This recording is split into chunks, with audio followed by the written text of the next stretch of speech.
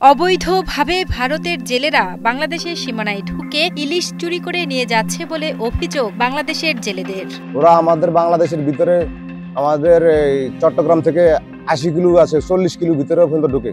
আর ওদের ভিতরে আমরা যাইতে হতে পারি না, ওদের বর্ডারের কাছে যাইতে পারি না।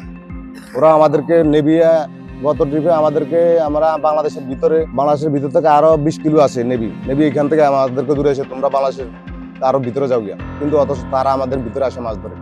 বাংলাদেশের থেকে ইলিশ মাছ ধরে নিয়ে জেলেরা, আমরা যা না ধরতে পারি ওরা তা ধরে নিয়ে যায়। আমরা ১০ বড় ১০০ বড়ে যা ধরতে পারি না, ওরা ১০ বড়ে আইসা তা ধরে নিয়ে যায়। তাহলে আমাদের দেশের সম্পদটা তো ওরা নিয়ে যায়। সড়ক পথে ভারতে ইলিশ রপ্তানি বন্ধ করায় বাংলাদেশের জলসীমায় প্রবেশ করে ভারতীয় ট্রলারে করে ইলিশ সহ সামুদ্রিক বিভিন্ন প্রজাতির মাছ নিয়ে যাচ্ছে ভারতের ছেলেরা।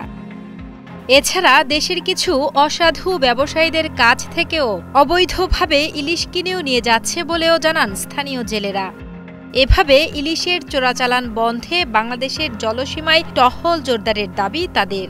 সোনাদিয়ার ওইখান থেকে এই ডালসরের এই দিক থেকে সোনাচর এই দিক থেকে ওরা আসে, আয়া মাছ কিনে লইয়া যায় বাংলাদেশ থেকে। আমাদের এই দেশ বাংলাদেশের গিলি নিয়ে ভারত লইয়া যায়। ইন্ডিয়ার বোর্ডেরা সোনাদিয়ার কাছে তো মাছ কিনে নিয়ে যায়, আবার ডালসরের কাছে তো মাছ কিনে নেয়। অন্তর্বর্তীকালীন সরকার ভারতে ইলিশ রপ্তানি বন্ধ করার পর কিছুটা স্বস্তি পেয়েছিল ভোক্তারা, কিন্তু অবৈধ পথে ভারতে মাছ যাওয়ায় স্থানীয় বাজারে চড়া দামে ইলিশ বিক্রি হওয়ায় ক্ষোভ প্রকাশ করেন ক্রেতারা। এতদিন বলছে যে কমবে, এখন তো দাম কমতেছে না, আগে থেকে তো আরো বাড়তি। দেশ স্বাধীন হয়েছে, সবকিছু দাম কমবে, কিন্তু কোনো কিছু কমতেছে না। তাহলে আমরা কি দেশ স্বাধীন করলাম আর কি স্বাধীন দেশে বাস করতেছি? ইলিশ মাছের দাম বাড়তি, সবকিছুর দাম বাড়তি। এদিকে পটুয়াখালী মৎস্য কর্মকর্তা মোহাম্মদ কামরুল ইসলাম জানান, ভারতে ইলিশ চোরাচালান বন্ধে প্রতিনিয়ত জলসীমায় অভিযান পরিচালনা করা হচ্ছে। কয়েকদিন আগে কিন্তু বর্ডারে ইলিশ পাচার যেটা হচ্ছিল সেটা কিন্তু আমাদের বর্ডারে ধরেছে।